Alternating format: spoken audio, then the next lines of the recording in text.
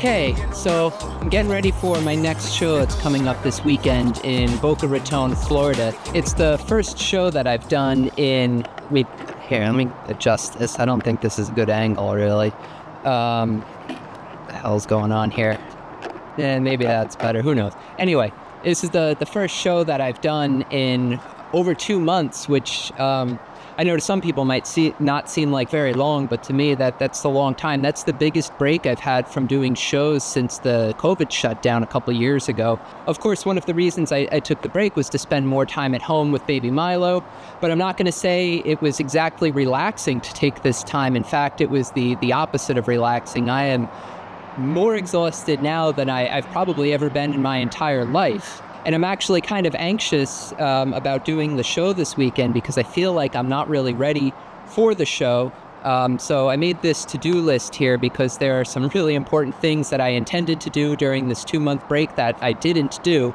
So I'm going to go through my to-do list here and start checking those off. The first thing on the list here is get van on the road. This is a great tip for people too.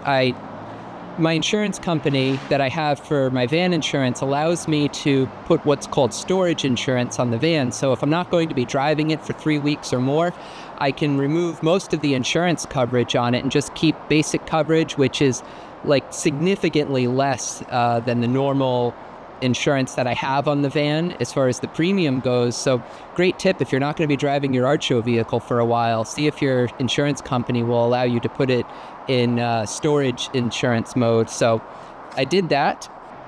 And another thing unexpectedly, I guess, to go with number one that just came up was when I went to go start the van now, come to find out that the battery was completely dead, like 100% no battery at all. So I had to jump the van. Another great tip, I keep a battery jumper in my normal pickup truck that I drive around on an everyday basis, and then I keep another one in the van so that if I ever have a dead battery while I'm driving around somewhere, I don't have to worry about calling AAA or getting a jump from someone. Number two I have here is to clean out the van. This is another thing that I intended to do like the first 3 days that I was back in Florida from my northern shows this summer. Check that off. Number three, restock matted photos. Good thing I ran out of stuff because that means I've been selling things. Forgot to bring them with me down to the storage unit today, but I have them at home, so before the show this weekend, I'll put those in the van. We'll kind of half fuss this one off because I got to remember to actually put them in the van. Number four, put ladder in van.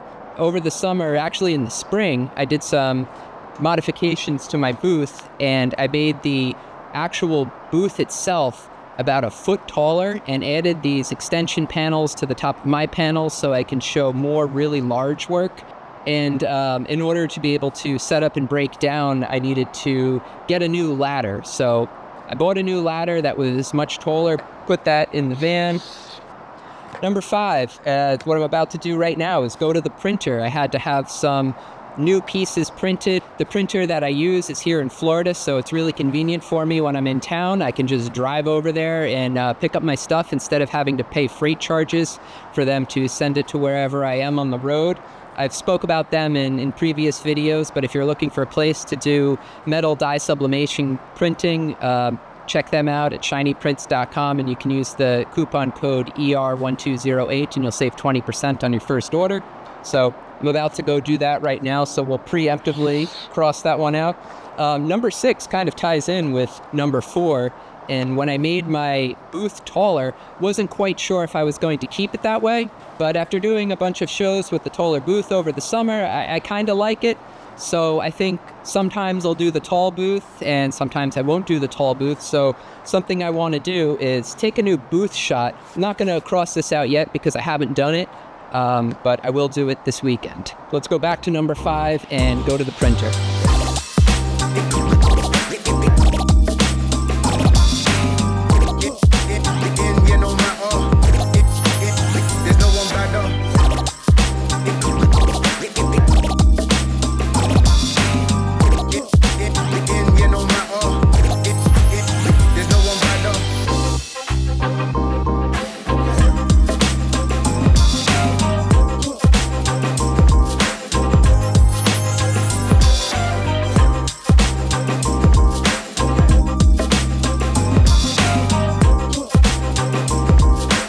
For sure, one of the best things about doing a show close to home is having special visitors. I love that Milo is getting exposed to culture and art at a young age. Artist Marvin Murphy was at the show, and 4 of his daughters are artists, and 3 of them were in the show with him as well, and had booths all next to each other. That must be a really cool feeling as a father, having your children have an art show booth right next to you. Maybe one day Milo will have a booth next to me, or maybe he'll rebel against his artist parents and become a tax accountant or something. I made a video going over how to take a really great booth shot. For a little bit, I considered not making a video about that because the booth shot is probably what keeps a lot of artists from getting into some really great shows. And setting up for a booth shot is very different than setting up for an art show. So I thought if everyone knew how to do a great booth shot, that might keep me from getting into some of the better shows.